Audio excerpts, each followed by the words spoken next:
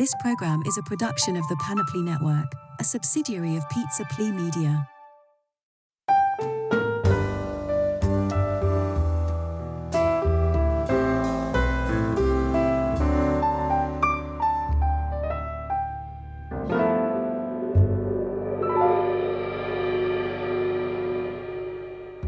Welcome to Whatever Happened to Pizza at McDonald's, the investigative journalism program where I ask the question, whatever happened to the pizza at McDonald's?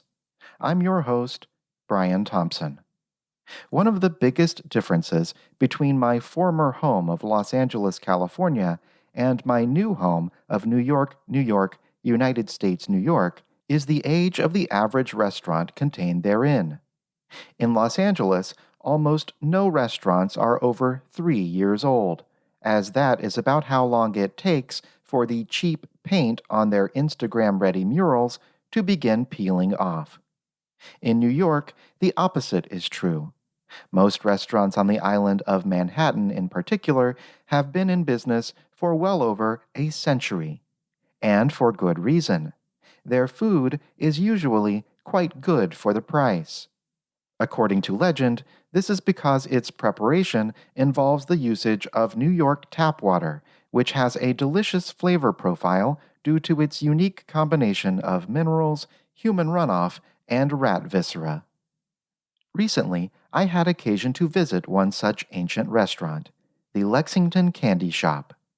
While Lexington Candy Shop does sell various of the licorice-flavored strips of rubber that are often marketed as old-fashioned candies, it is not so much a candy shop as it is a retro-styled luncheonette from the bygone days before the invention of comfortable stools. As such, the Lexington Candy Shop employs trained soda jerks who hand-jerk sodas to order for all their thirsty patrons. I took advantage of this service by ordering a standard Coca-Cola brand cola with a hand-jerked exotic flavor additive called vanilla. As someone who frequents quite a few fine restaurants that require patrons to fill their own plastic soda cups at self-serve soda fountains, I consider myself somewhat of a soda connoisseur. So you can trust me when I say that this old-fashioned jerked soda from the Lexington Candy Shop's soda counter was, while admittedly somewhat flat, lukewarm, and tasting mildly of cough syrup, pretty good for the price. Which brings me to some major news involving the McDonald's Corporation. Longtime listeners will recall that sometime in the early to mid-1990s, McDonald's stopped serving original recipe pizza at most of its locations around the world. Only 30 or so years later, they removed several baked goods from their McCafe bakery menu. And now, it appears they are up to their old metaphorical and even perhaps literal tricks. McDonald's has announced that by the year 2032, none of its dining rooms will feature self-serve soda fountains. Instead, customers wishing to purchase a soda will have to rely on employees to fill their cups from automated soda machines beyond the secure borders of the front counter and/or drive-through window. Before I explore this issue any further, I would like to give credit where it is due and commend McDonald's for the adequate notice about this removal before it occurs. Unlike with their pizza program, they are allowing customers a period of 9 years to absorb this news, disseminate it to their families, and discuss it with their mental health professionals before the soda fountains simply disappear. But I do not commend McDonald's for their stated reasons behind the decision, which, like their reasons for removing pizza, I consider to be speciesist at best. They say that removing self-serve soda fountains will eliminate profit loss from people stealing drinks they didn't pay for and abusing their free refill privileges. In their estimation, the shame a customer would feel having to ask a human employee for their 90-second cup of Sprite Zero will keep them from exercising this right, amounting to some measurable increase in corporate profits.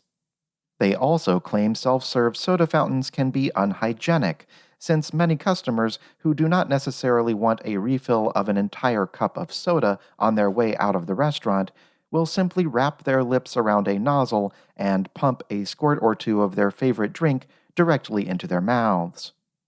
And perhaps most seriously, McDonald's also said removing self-serve soda fountains will do much for the cause of suicide prevention, as no longer will customers be able to mix a little bit of every kind of soda to create the drink called a suicide.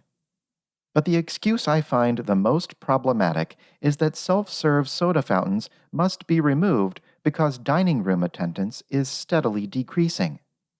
Granted, I have no trouble believing the facts at hand are true. For the past few years, it has been impossible to dine in a McDonald's dining room with less than a 35% chance you will catch a deadly virus from one of your fellow customers. Also, there are certain social benefits to picking up your McDonald's food in a nondescript paper bag in the drive-thru from behind the heavily tinted windows of your automobile, instead of spreading out your succulent feast on a public table where every passerby can see what you have done to yourself. And of course, even if you receive the bathroom code from an employee in a timely fashion, your fingers are often so slicked with hamburger grease that they cannot punch the code into the lock before you have already done your business. But instead of acquiescing to a dining room-free fate, why not give customers better reasons to dine in? Some very simple ideas might be to surround the tables with privacy screens or replace all the seats with functioning toilets. But to solve the self-serve soda fountain problems, I believe it might behoove McDonald's to imitate a vintage New York restaurant staple like the Lexington Candy Shop and employ their own old-fashioned soda jerks. But while, as I mentioned earlier, I consider myself an expert on soda, I am not so much an expert on jerking it. That is why I contacted Christopher Kinsella, a history professor at Cuyahoga Community College in Ohio. When he was a teenager, Professor Kinsella worked as a soda jerk at a local drugstore. While no longer a professional, he now owns and operates an amateur soda counter in his home garage and is considered one of the few remaining authorities in the field of jerking soda. So first of all, I just wanted to get some of the proper nomenclature out of the way. I understand that someone who creates sodas at a soda fountain is called a soda jerk. Do you agree to be called by that name, soda jerk? Yes, that was the name used. Do you know where that title comes from? Why a jerk? The thought is that the two words coming together, soda jerks. Soda, of course, from the fact that that's what we were making, were the syrups and then the seltzer water. And other than unless somebody wanted a glass of water, you were yanking on or jerking on one or more pumps, or if you call it what you want, or the goosenecks, as they call it, where you're yanking the soda water down. So, for example, if you wanted again, a glass of water, that's just going to the water gooseneck, pulling that down, filling it up, and off you go. But if you wanted, say, a vanilla Coke, well, I'm going to go to the Coca-Cola syrup for 2 jerks on that. I'm going to then go to vanilla for a half jerk on that. And I'm going to go to the seltzer water or carbonated water, a jerk on that until it's completely full, add the ice, stir, and off you go. Oh, I see. So the jerking is actually quite complicated. It can be in the sense that you have to know the volume so that you're not, of the syrups you're putting in, because some syrups are more concentrated than others, and you don't want somebody to take a sip of something that's so unbelievably sweet that they suddenly, their hair goes up on end after the first sip. But likewise, too, you don't want a watered-down version of that drink either. So today, when we just put that cup under the dispenser, it's still coming out the same way of our modern soda dispensing machines. If you get a Sprite or a 7-Up or any kind of a clear liquid, you would never see this. But if you get a Coke or a root beer, Pepsi, anything caramel colored, if you looked closely at the stream of the drink coming out of the dispenser, you'll see a majority of it is seltzer water, but your bubbly water, if it was commonly called, but you'll also see those little lines of the syrup in it. So it's still, it's not pre-mixed. It is coming out that way unless you're buying something like from a can, a 6-pack of Coke or a 2-liter of Pepsi. That obviously is pre-mixed. But when you're getting it fresh from a dispenser, it's coming out the way I would have done it behind the soda fountain, just minus the person behind there. Okay, well, that was going to be one of my questions. That how does the self-serve soda fountain at, say, a McDonald's compare to the experience of receiving a freshly jerked soda from a trained soda jerk? And it is in the sense that, again, there's two different liquids coming out, although at a glance it may not appear that way to us. The trade-off, though, is that if I want a Pepsi and I'm standing there getting my Pepsi, you want a Pepsi, we're going to get, unless the syrup begins to start running out, we're going to get the same concentration. There's no variable in that. But I do remember customers, the lawyer next door that liked his Coke, and that's all we served with Coca-Cola products. But when I served him his Coke, he liked it a little on the weaker side, for lack of a better way to phrase it. So I would only put in like 1.5 to 1 3/4 squirts of the Coca-Cola syrup, add the seltzer water, slide it over to him. He could then taste it and say, can you make that a little stronger or a little weaker? Stronger, a little more syrup, weaker, add a little more carbonated water, stir, put the cap on or lid on, and send him on his way.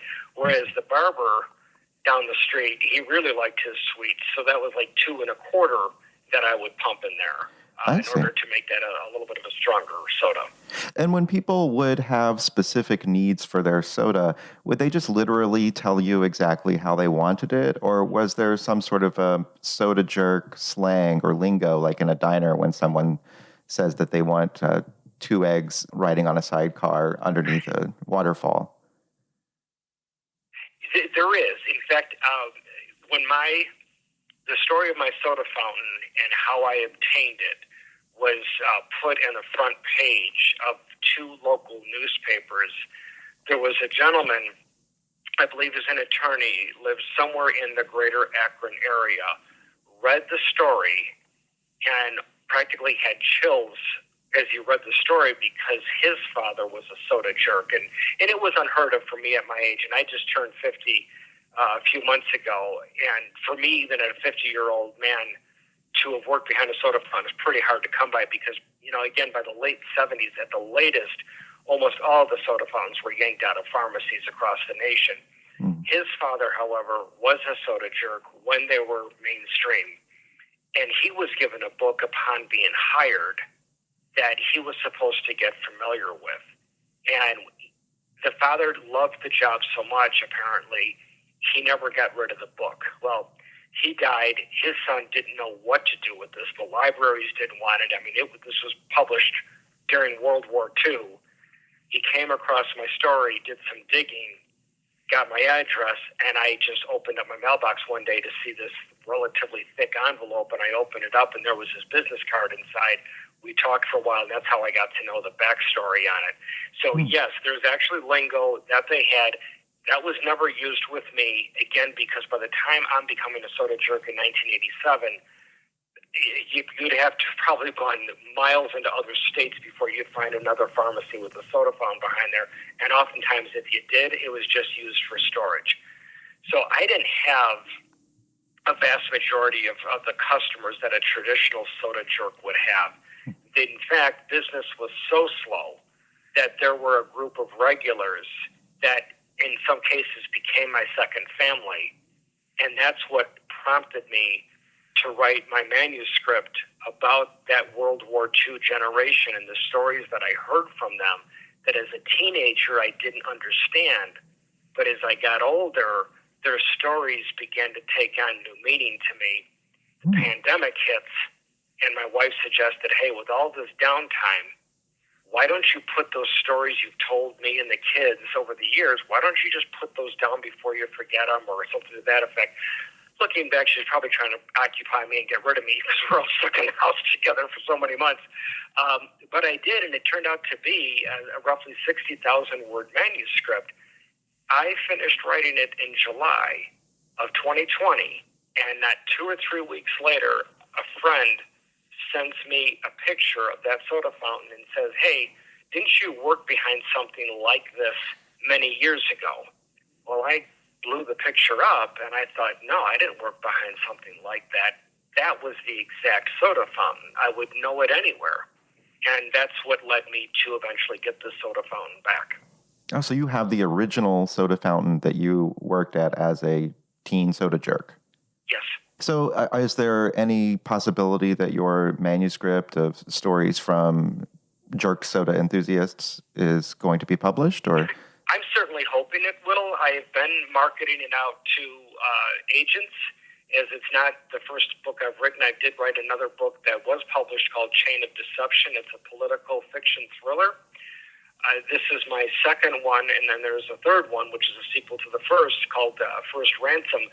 But it's very hard to get an agent, and it's even harder for a publisher to take an unagented, they call it unagented manuscript. Certainly. But I wrote it, and the more I wrote it, the more I kind of went back there in time mentally, and I'm so glad I wrote it, just because of nothing more. These stories, I just felt as though they needed to be told because their stories are so, I think, equally applicable to a lot of people's lives, regardless of time.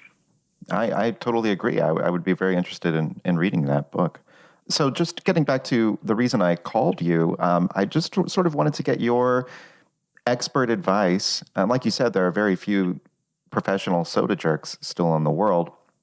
And I have an idea that perhaps McDonald's could replace their self-serve soda machines with professional soda jerks, either people that they've hired and trained specifically for this job, or potentially training their current employees to do that job.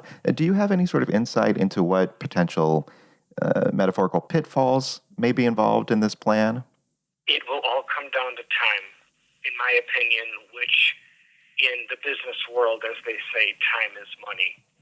Any restaurant today, much less a fast food restaurant that needs to garner its profits based on volume, to have all of these syrups in their own separate containers, and then your seltzer water machine to the right or to the left of that would just be so time-consuming. And if you ever have the opportunity, and when you're walking, go inside to a chain restaurant, and when you hear somebody say, I'd like a small Coke, and somebody says, well, I'd like a large 7-Up, if you watch the employees behind the counter, watch what they do, they can get both of those sodas at the same time with two different size cups, because as they put the large cup under the Coke, they press LG, and that machine knows exactly how much pop to dispense. And the same with the 7-Up SM, there's your small 7-Up.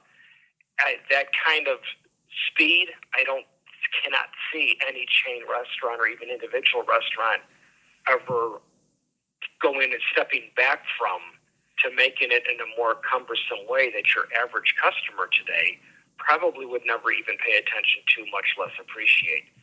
And with more of these fast food chains making their dining rooms smaller and smaller, in fact, when I read about McDonald's yanking their pop dispensers, soda dispensers from the dining rooms, in the same article, I guess McDonald's is now coming out with something called a McCaz, or it's MC something, 3 letters after that, but it's supposed to be basically a restaurant with a micro dining room. Simply because since the pandemic, people going inside these restaurants really has never recovered to pre-pandemic levels. Oh, that's quite disturbing. This is the first I've heard of it. So something along the lines of a telephone booth, you step inside and press a button and are dispensed a hamburger?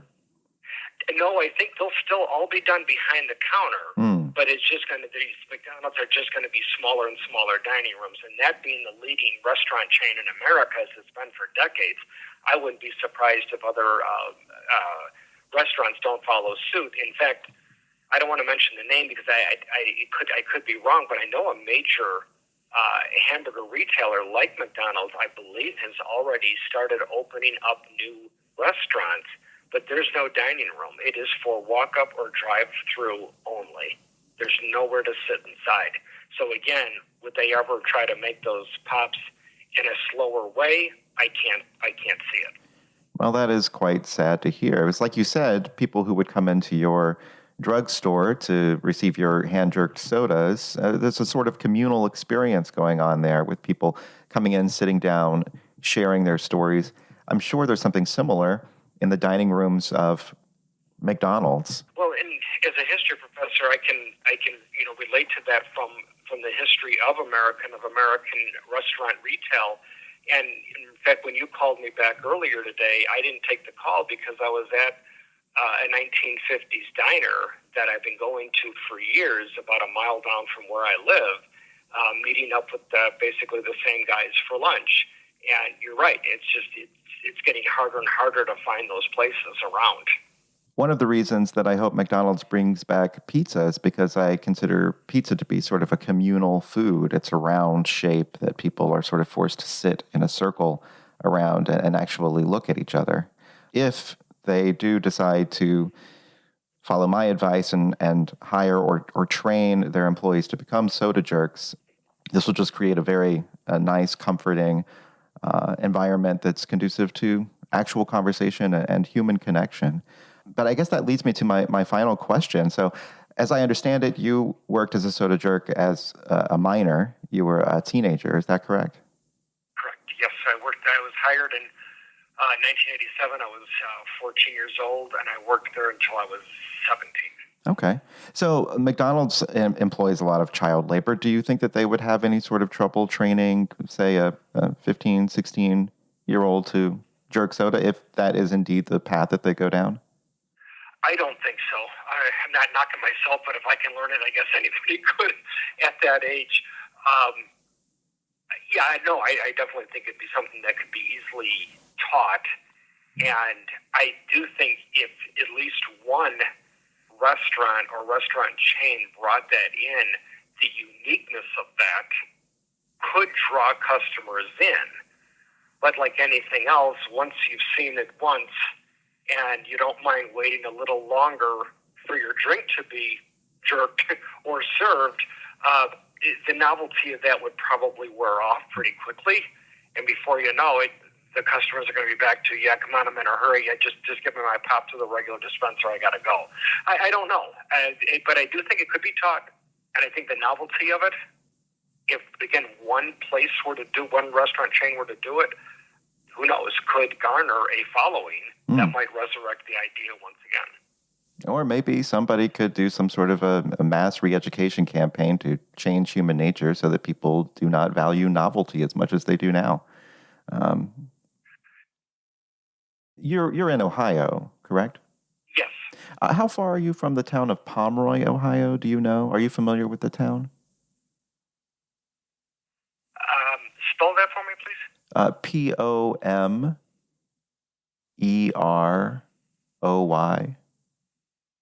Pomeroy. Pomeroy, Ohio. Give me a second. I just tossed it in there.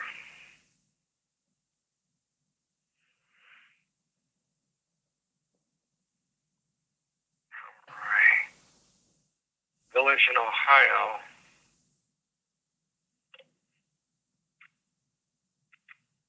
Okay, hold on here. I'm just going to scroll out. I can't say I've ever heard of it, but again, I'm only in. It seems to be almost directly south of me. Okay. Well, I was just curious. There's absolutely no reason to go anymore, but thank you very much for your candor. Okay, thanks for your time. Do you know what happened to pizza at McDonald's? Do you remember it? Please send all correspondence to pizza@mcdonalds@gmail.com. To support the show, please join my Patreon at patreon.com/pizza@mcd's for exclusive benefits. And for more information, including links to social media, merchandise opportunities, etc., visit pizza@mcdonalds.com. Thank you to my invaluable Patreon producers: Trisha Yates, Adam Crump, Dan Dreyer, David Friedman, Grant Bacon, Jacob Ford, Joe Kajik, Kimberly King, Kyle Tarak, Nicole Besta, Pam Gabriel, Polly Egan, Wesley, Will, Andrew Duffy, Andrew Ahmed Rubin, Billy Jean, Brad Allen Thompson, Gerald Lewis, Jay Poop, Calvin Thomas, Can You Fly Bobby, Laurel Paul, Mel, Mitchell Kordick, Opus Mareshi, Paul Fu, and Ryan Guggenmoss. I'm Brian Thompson, investigative journalist.